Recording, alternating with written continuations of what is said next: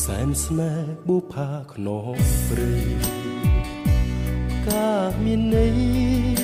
រូបឆោមលូមពណ៌បរិសុទ្ធដោយកំរក្រនឹងបានប្រានជួបស្នេហ៍ប្រាកដធ្នមតែ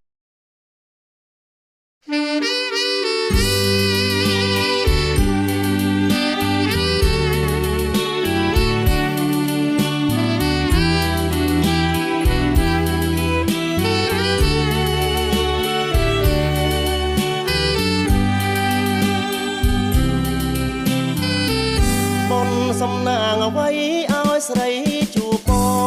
ងអូនជាកុលាបមួយតងដុះនៅដែនដងស្ទឹងកំពង់ស្ពឺរសៀលកងភ្នំតូចយំរំដំគួព្រឺនេត្រាចាំងចោលពន្លឺអកំពង់ស្ពឺជុំរើស្នេហ៍ស្នេហ៍បាញ់ចំសណ្ដំដួងចិត្ត